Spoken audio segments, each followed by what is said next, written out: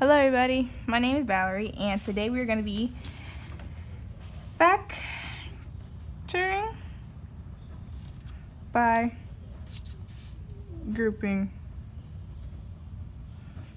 And before we get started, I think it's only right if we take a couple of notes just to get a background of how everything is done. Now, I just want to say after watching this video, you will be able to find the greatest common factor of a polynomial, and after watching this video you will also be able to factor out the GCF of a polynomial, and also you'll be able to factor a polynomial with 4 terms by grouping. So in today's notes, this is what we'll be doing. Now, to understand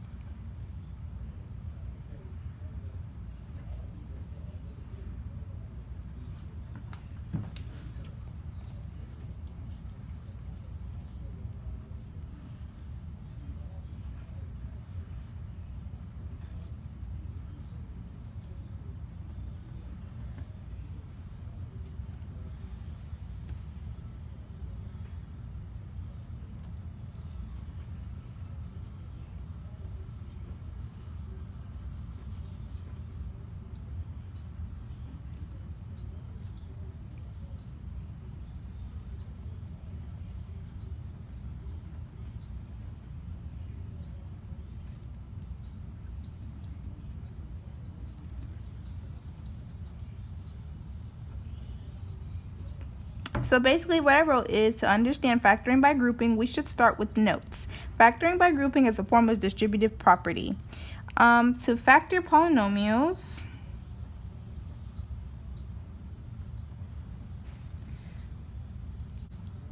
with 4 terms, there are times when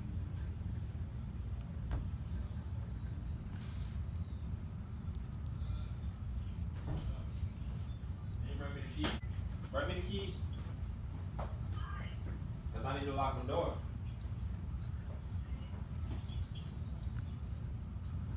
Is it still, there's still water outside? There's still water outside? Is there still water? Sprinkler. Or is it on? Pass in the garage. Don't come get it in the garage. Just come by the garage.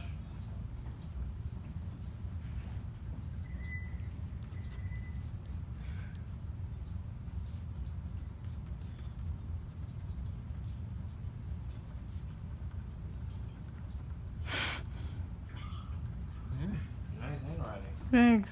Almost look as good as mine.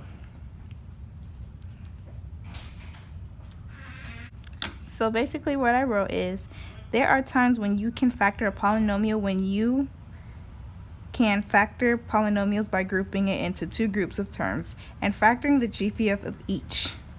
Alright, now let's go on into the steps. So we're going to make it short and simple. So step 1, factor each term. Step 2, I already knew you were going to say that.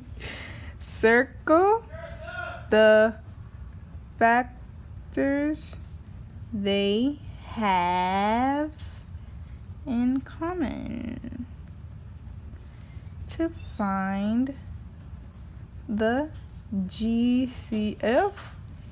Step 3, bring the GCF to the She gonna say step 4. front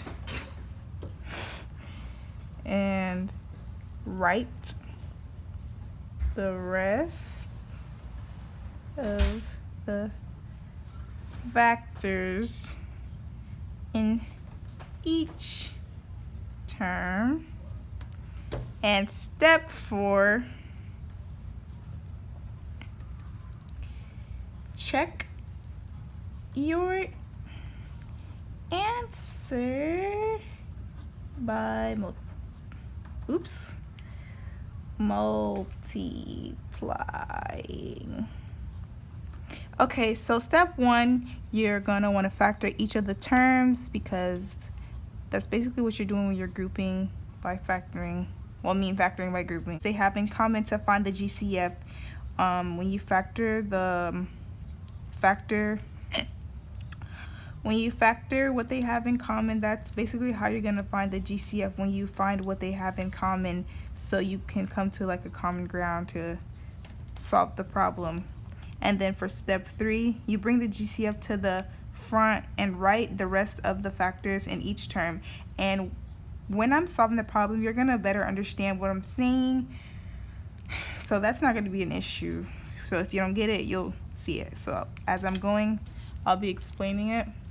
And then step 4, basically when you're done doing everything and you get your answer, you can check it just by simply multiplying. You can use this method called FOIL.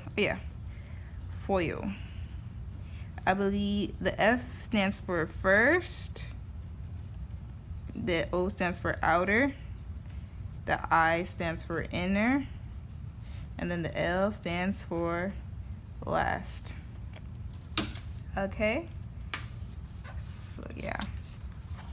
Now let's get into an example. Okay, example time. So my first example is gonna be x cubed minus 5x squared plus 3x minus 15. Okay, so always remember that your equation should always have 4 terms. So this is term 1, that's term 2, that's term 3, and that's term 4. So we're gonna begin by grouping. Where's my notes? As I said, and you have to factor each term. So basically I am going to bring everything down but into like parenthesis form. So that's what I'm gonna do. So parenthesis 1 is x cubed. See x cubed up there, we're gonna bring it down, bring the minus down. It is 5x squared. And then you're gonna bring the, okay, like I was saying, you're basically gonna like factor them down. So I didn't do nothing much. I just wrote a parentheses and dropped everything inside, bringing down the plus sign as well, making another set of parentheses, and 3x minus 15. Now back onto the steps. You have to find a common GCF, and in this case the common GCF is the common GCF is 3, and you're gonna want to put that outside of the parentheses. So parentheses x minus 5 and then x squared. That's one of the GCFs, and the other GCF, and in this case, is going to be, it's actually 3. And then you bring down the x minus 5. I meant it's actually just 5. Okay. And then, okay, so basically when you put the GCF outside of the parentheses, it's like when you multiply everything back in. You multiply x squared times x, you're gonna get x squared. And then over here you have 3 outside of the parentheses, so 3 times x equals 3x, and then 3 times 5 equals 15. Everything is up here. Okay, now drop down another set of parentheses, x squared plus 3 and x minus 5. Now the reason why this is the answer, basically the whole thing right here, you FOIL everything back, you're gonna get the same answer. So let's check our answer. X squared plus 3 and then x minus 5. Bring this over. Oops. Bring that over. and then you bring that over here, you get, and then you bring this over, and then you bring this over around, and your answer is x cubed minus 5x squared plus 3x minus 15. Basically everything, that's what you started with, right? You FOIL everything back to get the same exact answer that you started with, and our answer is right here.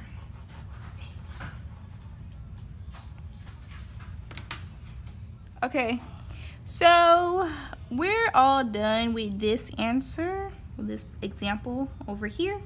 We're gonna move on to our next example.